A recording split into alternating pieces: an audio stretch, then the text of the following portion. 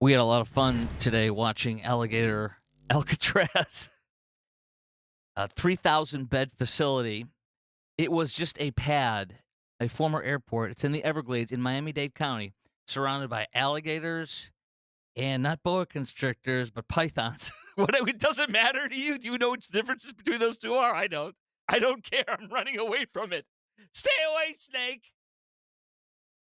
Ron DeSantis. Before I get into Ron DeSantis, Florida National Guard members deputized as immigration judges, allowing the illegal migrants to have a hearing instead of like Joe Biden, where they're waiting for 1, 2, 3, 4, 5, 6 years, especially after 10 to 20 million invaded under Biden. You will get an immigration hearing within 48 hours, and you will be out of there within a few days, few weeks, max, few months. That's it. Unlike Joe Biden's, there's air conditioning. It is not on rocks like on Joe Biden's. You can see it on my Twitter feed. It is so air conditioning. You have a roof, and you're not on rocks, and you're out quickly. You get out of here. So, but here's the other thing with the boa constrictors or whatever they are, pythons and alligators. That's fear. Yes, we are using raw, sheer fear to scare the crap out of the illegals. Get out, self-deport, get $1,000 and a free ticket, or go to Alligator Alcatraz. Listen to this. Listen. It only took 8 days to build this. 8 days. 3,000 beds. It is the largest ice. Whoa. It's the largest ice facility made. 3,000 beds. Do you understand in 8 days we made 3,000 beds? Do you understand what this means? And other governors should do this. Texas should do it. Florida's doing it. Trying to think of the other states that would do this. I'm sure Arkansas would. I don't know if they want to, but they should. All the southern Sunbelt states should get them out of here on the way out. Now, here's the other thing. Wanted to play Ron DeSantis having some fun with this today because it's also about having a lot of fun and winning.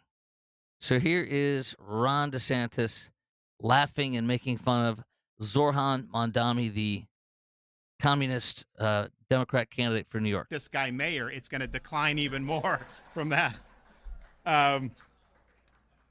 You know, I mean, we've paid. I'm going to talk about with this budget. We'll have paid off almost half of Florida's debt over 180 years just since I've been governor. But you know, I could probably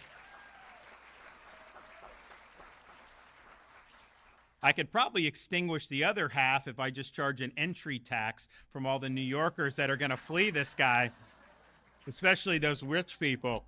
So New York has millions of more people than we do in Florida, and yet their budget for the state of New York is over twice the size of the budget of the state of Florida. Doing better governance, having fun and laughing, and spending half the amount of money. It's all on display. It's total failure. And wait till you hear more about this guy, Zoran Mamdani, and how horrible and horrific his math is, and where he gets his facts from, and how bad he looks with his free grocery stores, communist grocery stores. He's in big trouble with that. He really messed up. But first, here, the communist New York City mayoral candidate, Zoran Mamdani, he says we need to seize means of production, basically seize the factories, seize things that produce, and let the government take it over, like in Cuba and Venezuela, China. We have to continue to elect more socialists, and we have to ensure that we are unapologetic about our socialism. There are also other issues that we firmly believe in, whether it's BDS, right, or whether it's the end goal of seizing the means of production, where we do not have the same level of support at this very moment. He smiles, right? And his head goes, seizing the means of production. It's all like normal. You know, it's cute. But it's communism.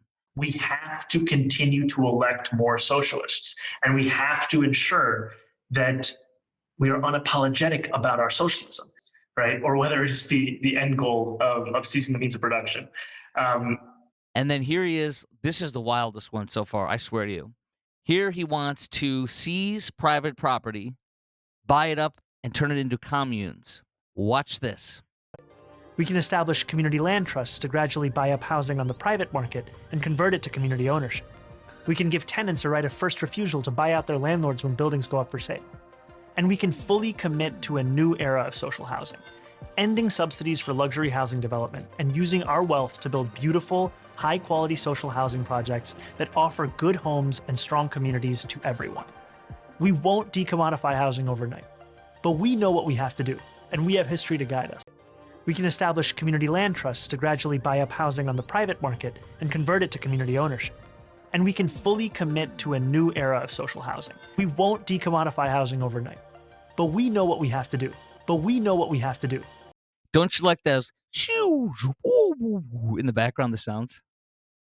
It's just so awesome. And I mean, can you imagine a 18-year-old, 28-year-old watching this and thinking this is good and not realizing that if you do this, you'll get Cuba, which the cars there are 50, 60 years old if they're running.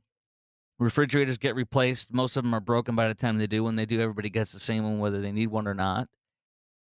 They have no idea what they're ushering in. It's very scary. And thank God you and I are raising our kids right, hopefully.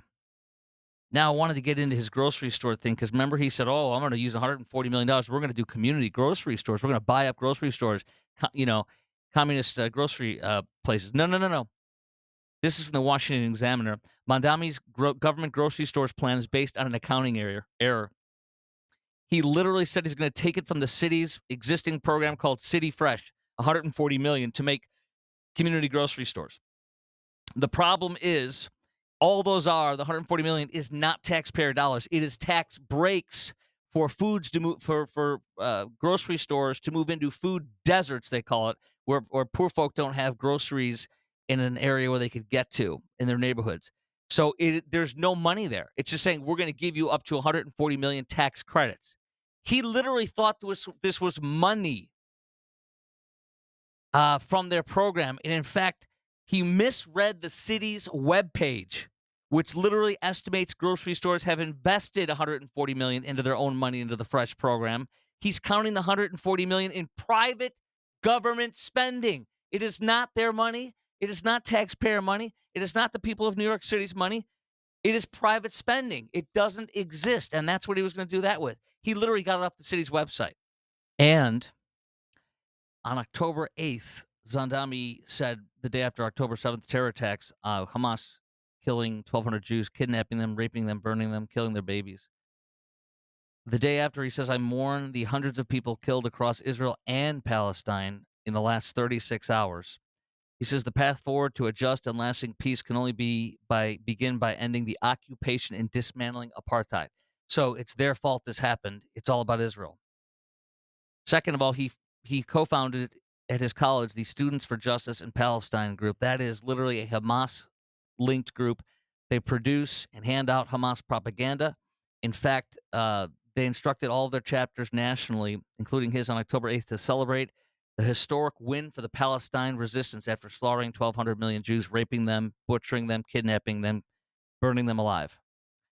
And last but not least, he sang a rap song. Remember, he was a rapper in 2017. He sang a rap song, My Love to the Holy Land 5. Look him up.